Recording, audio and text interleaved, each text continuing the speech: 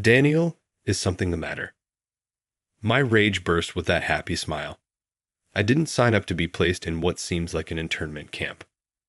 James laughed and continued, "This place suits a poor man like you, Daniel." "What did you say?"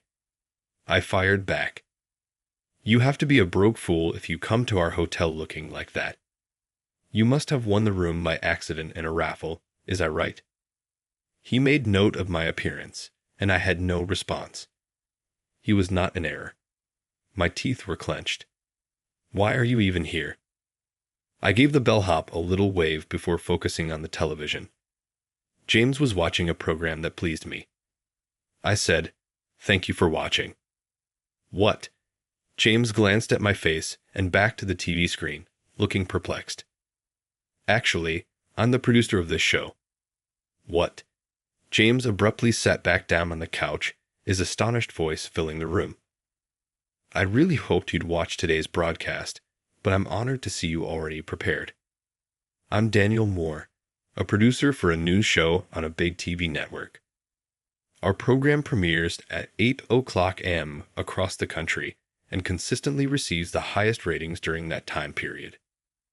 Even though I'm 52 years old and my body is beginning to age, I still adore what I do and believe it to be my genuine calling. I'm usually so wrapped up in my work that I miss the last train and end up sleeping at the office. Nevertheless, my 14-year-old wife, Maria, never grumbles and maintains order at home. At work, we got to know each other. On one of the shows I created in the past, she was a news anchor. After we were married, she quit her work. Charles, our 10-year-old son, is intelligent and deft, even though he can be a pain at times. We're proud of him. While I do occasionally think back on it, I do question whether I should have been a stricter father. I don't spend much time with them, but my family never experiences hardships, and I make a nice livelihood. It's a happy existence. I was so overloaded with special activities that I didn't get a chance to enjoy a late winter break until mid-January. How about, just for once, that we go sightseeing? Since this is a rare break, you should relax, my wife said. I decided to pamper myself and arrange a small family vacation by making reservations at a 5-star hotel, following her advice. Everybody is familiar with the Imperial Rich Hotel, so mentioning that you are staying in a luxury room on the premium floor is sure to make people jealous. At the mention of the hotel, my son, who had been nagging me to take a vacation, became quite excited. We were going to have a leisurely morning, maybe go to the salon, and then check in. For a television producer, though, that's a distant goal. I had to make sure everything was set up before I took a break to avoid being noticed. As a result, I was unable to travel back home and was forced to meet my family at the hotel. I didn't have time to change into my nice clothes because I was wearing a wrinkled dress shirt, a disheveled beard, and dirty hair following a long day at work. I took a cab directly from the office to the hotel. My son was wearing corduroy pants and a knit vest, while my wife, wearing a black dress and beige blazer, was enjoying a welcome drink in the lobby. "Sorry to keep you waiting."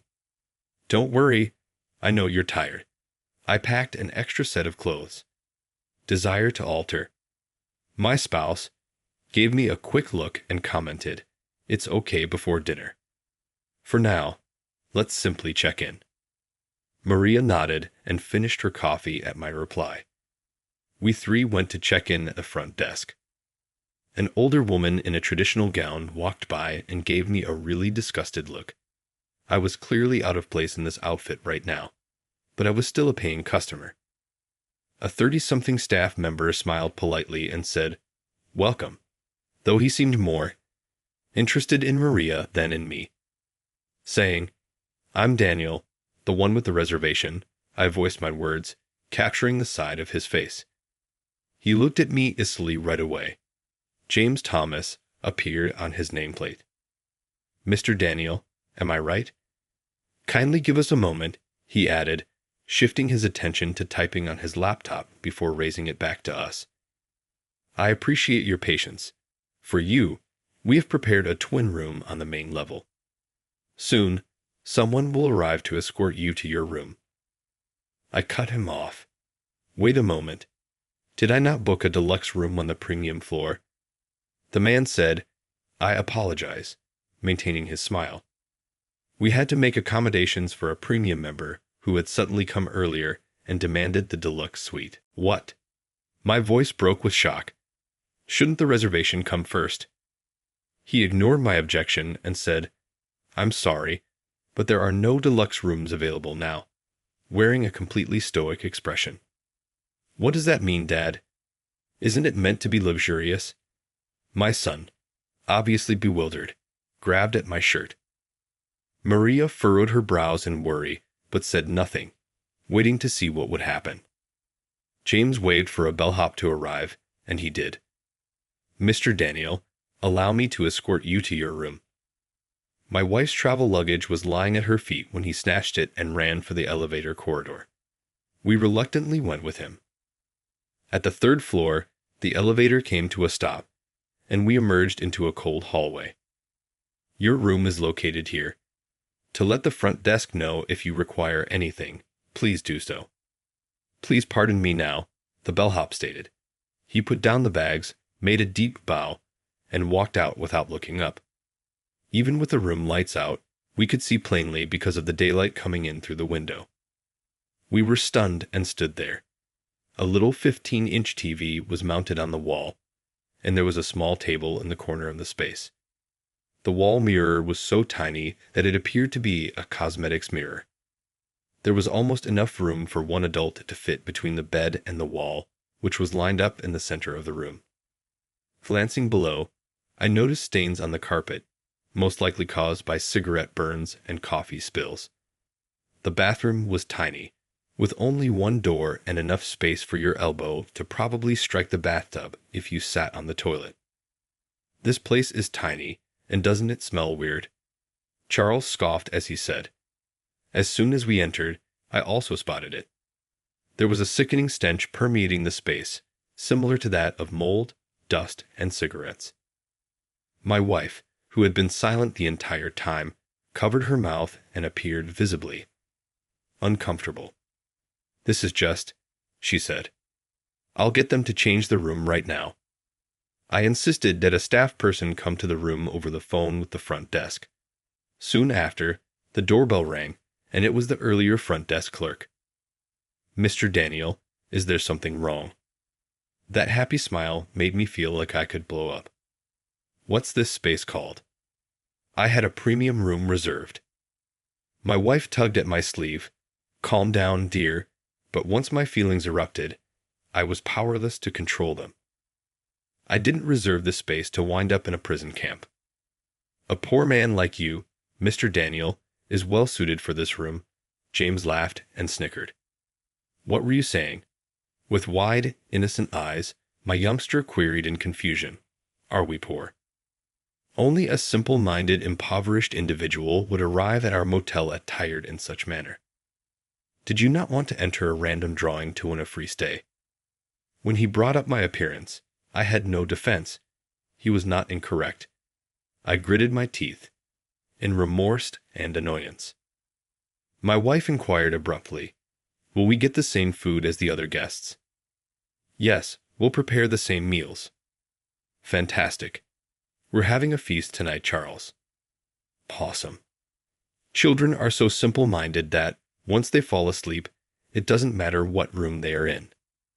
"It's okay, we can always return at a later date," my spouse said in a kind and understanding manner. "We'll charge you the rate for the twin room plan," said James. "Obviously.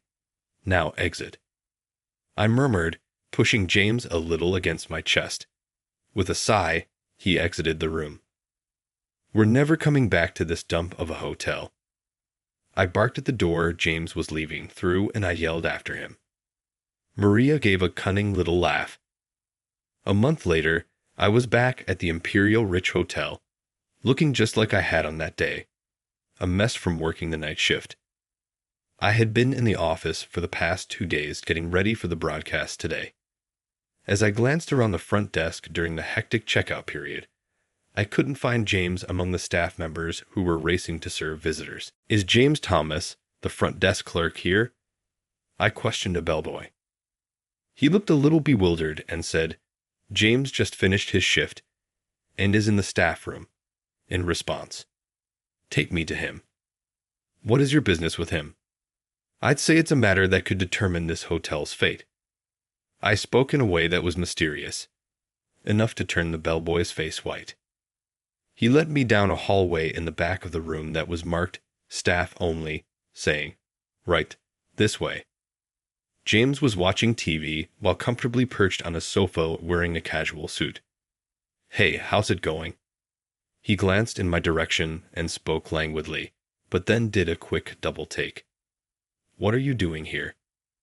I waved the bellhop off, then shifted my attention to the television. I felt content when I saw the show James was viewing. I said, Thank you for watching. Confused, James flicked his gaze between my face and the TV screen. Actually, I'm the producer of this show. He sat up upright on the couch and said, Who air? In a startled tone.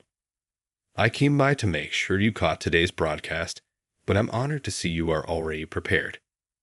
I said, forcing an attempt at a decent grin despite my disheveled appearance. What is going on? Please keep watching. One by one, the headlines from the previous day were covered by the live news program. The sports portion came next, and then there was a special program that looks into local concerns based on suggestions from viewers. Here it comes. Today, we're exposing the shocking practices of luxury hotels that don't treat their guests like guests. Even though the surrounding area was blurry and the hotel's sign was hidden, anyone familiar with the region would be able to identify that this footage was of the Imperial Rich Hotel. James became pallid as the video clip started. The narrator explained the room's bad state as the camera panned over a hotel room filmed from an angle that made the dimly lit area look even smaller. The room's run-down amenities and damaged carpet were all highlighted. After that, the camera panned to a woman sitting on the bed wearing a black dress. Only their body from the chest down was visible. Their face was hidden. The deluxe room on the premium floor was what I had reserved. The voice was changed, but for some reason, we were transferred to this room when a hotel employee asked to stay in the room we had reserved without a reservation.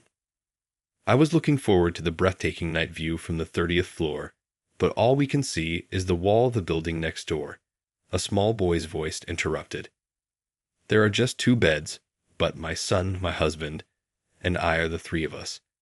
For the first time in a long time, my kid and I had to fit in together last night.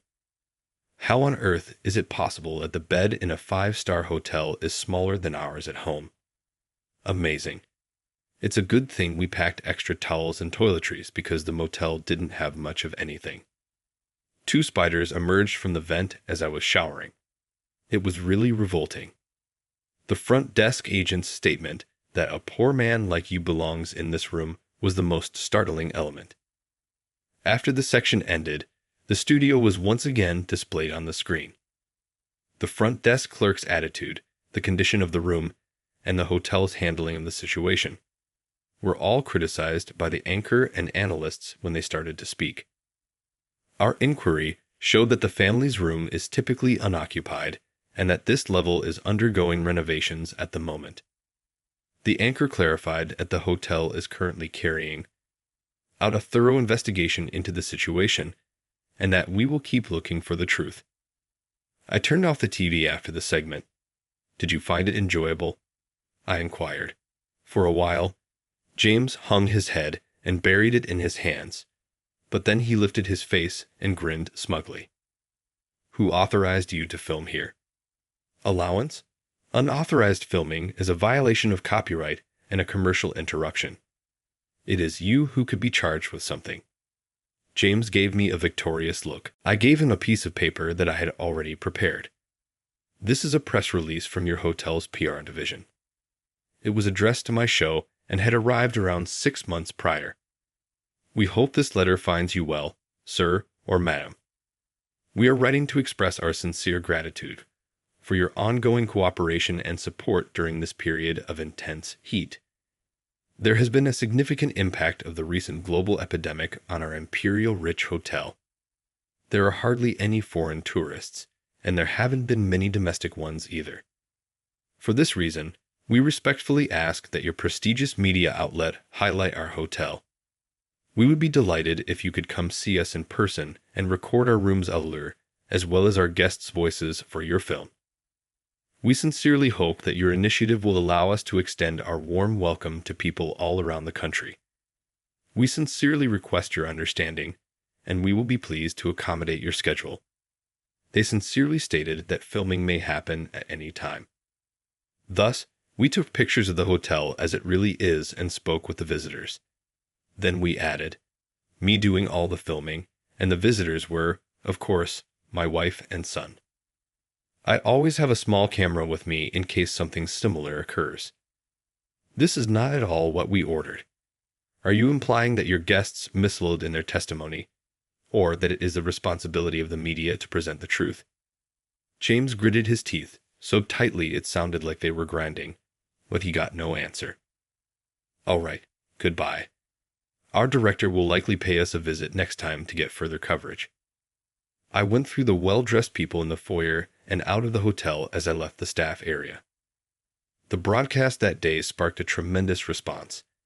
The Imperial Rich Hotel was identified by many viewers from the exterior photos, even though we never mentioned it by name. The news rapidly went viral on social media. I'm very let down. I thought this was a fancy hotel. Even if they paid me to stay in that pigsty, I would not. The employees that dealt with this ought to own up and offer an apology. During my stay, I encountered a really haughty man working at the front desk. Subsequently, periodicals and additional television programs joined the trend, inundating the hotel with demands for interviews. I even had multiple offers to purchase the video that I had shot. Visitors were crammed into the lobby, making the hotel the talk of the town. Even if it wasn't the publicity they had hoped for, they still received a lot of it. The staff member who had disparaged the visitors as being impoverished was quickly identified. The internet has immense power that should not be undervalued. James' identity and picture were swiftly made public on the internet, and he was even interviewed by a magazine whereby his former girlfriend disclosed that he was known for disparaging hotel patrons. James was, of course, dismissed right away. It will be nearly impossible for him to obtain another employment now that he is so notorious. Unfortunately for him, I wouldn't mind employing him as a TV station janitor if he's that desperate. If he's even remotely interested, that is. Amidst the mayhem, I got a letter from the Imperial Rich Hotel back home. A letter of apology and a complimentary ticket for a deluxe hotel were found within. My wife prevented me from using that as material for another part, so I tore it up and threw it in the garbage. The next time I have some free time, I'm considering making reservations for the three of us at another opulent hotel.